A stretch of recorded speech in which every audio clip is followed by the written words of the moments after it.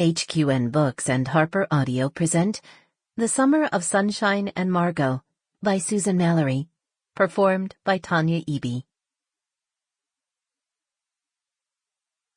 Chapter 1.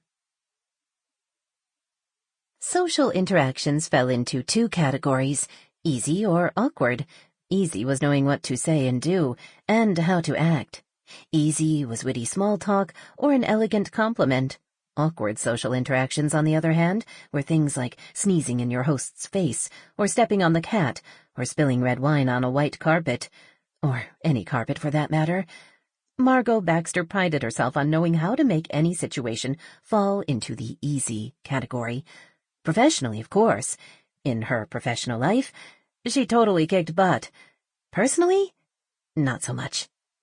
If she was being completely honest, she would have to admit that on most days her personal life fell firmly in the awkward category, which was why she never mixed business and pleasure and rarely bothered with pleasure at all. If it wasn't going to go well, why waste the time? But work was different. Work was where the magic happened, and she was the one behind the curtain, moving all the levers. Not in a bad way, she added silently.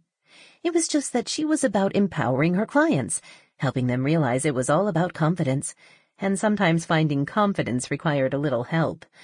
She turned onto the street where her nav system directed her, then blinked twice as she stared at the huge double gates stretching across a freeway-wide driveway.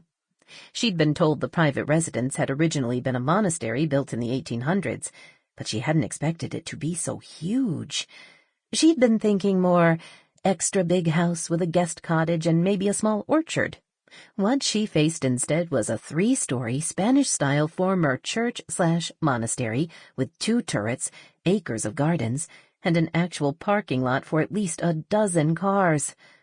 "Who are these people?" she asked out loud, even though she already knew the answer. Before interviewing a potential client, she always did her research. Overdid it, some would say. A criticism she could live with. Margot liked being thorough, and on time, and tidy, and, according to some, annoying. Margot pressed the call button on the electronic pad mounted perpendicular to the gate and waited until a surprisingly clear voice said, "May I help you?" "I'm Margot Baxter. I have an appointment with Mr. Alec McNichol." "Yes, Miss Baxter. He's expecting you." The gates opened smoothly, and Margot drove through onto the compound. She parked in one of the marked spots, then took a moment to breathe and collect her thoughts. She could do this, she told herself. She was good at her job. She liked helping people. Everything was going to be fine. She was a professional. She was trained, and she was calm. Calm-ish, she added silently, then reached for the glasses she'd put on the seat next to her briefcase. Margot stepped out of her car and smoothed the front of her slightly too big jacket. The outfit, gray suit, sensible pumps, minimal makeup, was designed to make her appear professional and competent. The glasses, while unnecessary, did a lot to add gravitas to her appearance. She was 31, but in shorts and a concert t-shirt, she could pass for 19. Even more depressing, in said shorts and t-shirt, she looked ditzy and incompetent, and just a little bit dumb, and that didn't reassure anyone. She walked up the stone path to the enormous front door. Although she knew nothing about Spanish architecture, she wanted to trace the heavy carved wood doors where angels watched over Christ as he carried the cross toward a hill.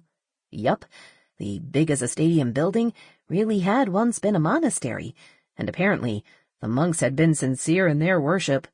Before she could get her fill of the amazing craftsmanship, the doors opened, and a tall, broad-shouldered, dark-haired man nodded at her. "Miss Baxter, I'm Alec McNichol. It's nice to meet you." "Thank you." She stepped inside, and they shook hands.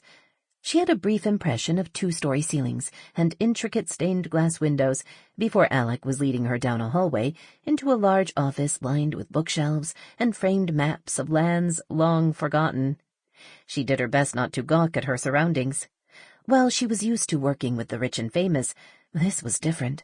The books made her want to inhale deeply to capture their musty smell, and the maps had her itching to trace a path along the Silk Road.